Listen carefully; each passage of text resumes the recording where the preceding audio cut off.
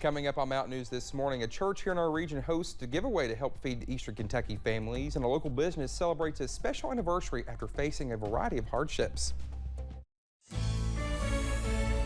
Dedicated to Eastern and Southern Kentucky, this is WYMT Mountain News this morning.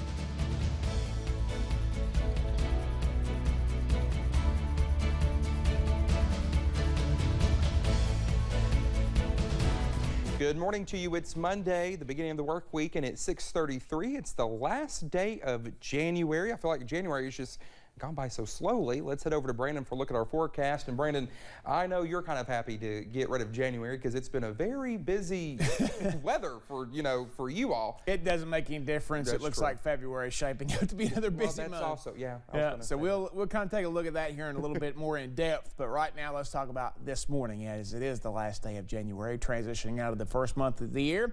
And we'll see, it is a cold morning out there. Still some snow left over in some spots like US 119, US 23, going up Jenkins Mountain into Virginia this morning. 18 Monticello, 28 Jackson, Pikeville, and Logan. Everybody else is below that at this point in that range. And we've dropped. We're 9 degrees colder this morning than we were this time yesterday in Monticello, but 9 degrees warmer in Logan and Wise right now. Forecast for today up to 45 with some sunshine. A few clouds build in tonight. We'll drop into the mid to upper 20s for lows. Dakota? All right, Brandon, thank you. Well, Deputy Clyde Trent of the Knox County Sheriff's Department was laid to rest on Sunday. Trent had been with the department since 2015, but was in law enforcement for more than 20 years. Before that, he spent 25 years as an aircraft welder, even working on Air Force One.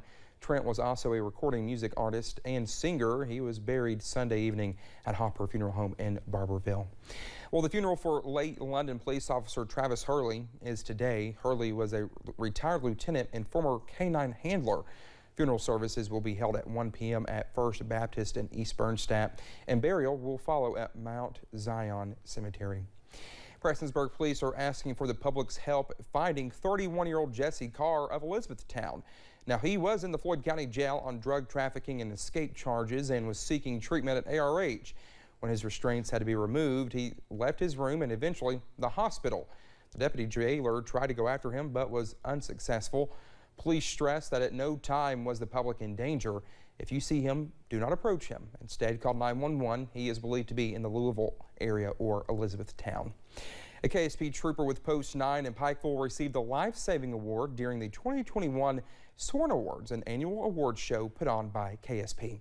Trooper Colbert Maynard had responded to a medical emergency in Pikeville. He discovered a woman was choking in her recliner. The trooper was able to remove the obstruction and save the woman's life. He then brought her an electric fan and waited by her side until EMS arrived. The Wolfe County Search and Rescue Team finally has the keys to a shiny new toy. The team won the new Land Rover Defender and spent the weekend training in Asheville with Land Rover. Chief John Mays says the Red River Gorge sees visitors year-round now.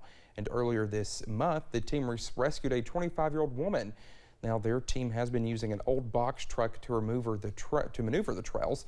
Chief May hopes the new luxury off-roader will help them save lives and get over terrain they couldn't in the past. Well, pet owners across Eastern Kentucky are turning to Facebook and other social media sites to report their pets as missing. But what could be causing these disappearances? Well, doctors at Appalachian Animal Hospital say, although there are several reasons, coyotes, could just be one of them. With our increased coyote population here in the mountains, now they say smaller dogs and cats can easily become prey. I suspect that may play into some of the disappearances on these smaller animals. Even on bigger ones, sometimes they will lure them away, and what they tend to do is they'll say that one coyote will come out and lure them off, but there's a pack waiting for them when they get there. Well, doctors say it's important to keep smaller animals on a leash when you take them outside, and if they are not leash trained, supervise them carefully. Well, as a pet owner, it's also important to stay up to date on your animal's vaccinations, but veterinarians want to remind dog owners to keep their pet vaccinated against the virus, and one virus in particular. Parvo is a contagious virus that affects a dog's intestinal tract. The virus primarily affects younger dogs, but can be seen in older ones as well. Doctors say dog owners should be mindful of which parvo vaccine they give their dogs and how they choose to administer it. They need to seek out a good, reliable vaccine. That I would recommend, going to a vet for that, because most of the dogs that we see come in that have been with parvo, the owners have given vaccines over the counter. So either those are not working, or they're not kept properly chilled, or they're not giving them on the right dosage schedule. Dr. Harvey adds that she sees dogs come into her office with parvo year-round and that this virus is an ongoing issue. A food box giveaway was held during the weekend by a church in Whitesburg. Forgiven Ministries gave away 42 boxes to families in Letcher County Saturday. Pastor Aaron Prophet says it is all about spreading the word of God and is important to help low-income families in the area. We see a lot of the elderly crowd that comes in, and it's important for them. They need the extra help. And it's also important to us as a church just to be able to help people and get the word of God out. Go. Well, Prophet says any amount not donated is stored away for emergency situations. The next giveaway will be February 26th at 10 a.m. Sunday marked the second anniversary for the Red Spotted Newt here in Hazard. Now, the bookstore opened its doors on January 30th of 2020, and in that first year, the business experienced a flood, navigated the pandemic, and even moved locations. Owner Mandy Sheffels says these obstacles and changes helped her grow as a business owner. She adds that she still has several goals for the business that she has yet to reach. I wanted to give that space for readers and writers to come together, and we didn't have that here. So that was my main goal, and I don't think I've reached that yet. So I'm excited about the future. I think Red Spotted Newt has a place, I hope. It feels like it does. Well, the Red Spotted Newt is located on Memorial Drive here in Hazard and is open Tuesday through Saturday from 12 to 6 p.m. Despite not taking the win in the Ollie Championship, community leaders in Breathitt County reflect on the team's impressive run. The first time in their history, the Breathitt County Bobcats were finally able to compete in the tournament. While their competition in Pikeville took the win, Judge Executive Jeff Noble says that is not what is important. I've been part of coaching for 17 years in high school and 13 years in Ponytail League, and when you see kids play together as a team and be successful, there's nothing no more rewarding. Noble says despite not going all the way, he is still proud of the effort the team showed.